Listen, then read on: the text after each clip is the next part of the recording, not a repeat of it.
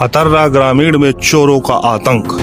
15 दिनों के अंदर 4 बड़ी चोरियां। अब रात को हुई है 2-2:30 बजे के बीच होगी 2-2:30-3 बजे और जानकारी हुई जब हम जगे 5 बजे तो देखा तो ये शटर खुली थी, आधी शटर खुली थी। तो कैसे शटर को काटा है कि तोड़ा है क्या किया? ठीक के खोला गया, हम 3 से 4 लाख के आसपास। अच्छा, नकदी भी ले गए? नकदी ले गए 5,000 के आसपास। 5,000 नकदी और सामान ले गए? सामान ले गए। नमस्कार, आप देख रहे हैं न्यूज अपडेट अतर्रा। अतर्रा ग्रामीण में इन दिनों रात का सन्नाटा जितना गहरा होता है, चोरों का आत्मविश्वास उतना ही बढ़ जाता है। ऐसा लगता है कि चोरों ने बकायदा अपनी ड्यूटी तय कर ली है। जैसे ही दुकानों के शटर गिरते हैं, वैसे ही इनकी पारी शुरू हो जाती है। 1 अगस्त की रात राजाराम चौरियापुराओं में मैना चौरिया की परचून की दुकान का शटर तोड़कर नकदी और कीमती सामान चोरी कर लिया गया। अभी इस घटना को 24 घंटे भी पूरे नहीं हुए थे कि गरगनपुरवा में दिलीप गर्गे की किराना दुकान और सचिन सिंह की सब्जी की दुकान को निशाना बनाकर लाखों रुपए की चोरी को अंजाम दे दिया गया।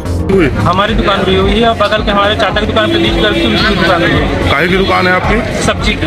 अच्छा, क्या क्या ले गए हैं आप? सब 5,000 रुपए नकद था, जमीन की रजिस्ट्री थी, 2 ठो ऐसी कापी थी। अच्छा। और 1 ठो गाड़ी की आरसी बुक पड़ी थी। तो ताला तोड़ करके शटर एक साइड से उठा के अंदर घुस करके ले गए।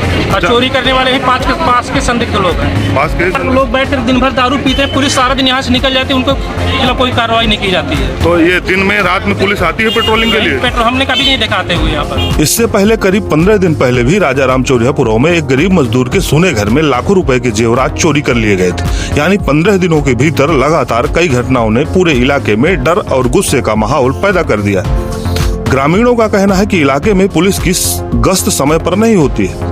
इतना ही नहीं, लोगों का आरोप है कि शराब की अवैध बिक्री भी लगातार जारी है। लोगों का मानना है कि यही वजह है कि असामाजिक तत्वों के हौसले लगातार बढ़ते जा रहे हैं। अब जरा इस तस्वीर को भी समझिए। एक तरफ किसान और मजदूर दिन रात मेहनत करके अपनी कमाई जोड़ते हैं और दूसरी तरफ चोर कुछ ही मिनटों में उनकी वर्षों की पूंजी लेकर फरार हो जाते हैं। गरगनपुरा में गुस्साए ग्रामीणों ने सड़क जाम करके अपना विरोध दर्ज कराया। इसके बाद मौके पर पहुंचे हल्का इंचार्ज ने कार्रवाई का आश्वासन दिया और तब जाकर मामला शांत हुआ।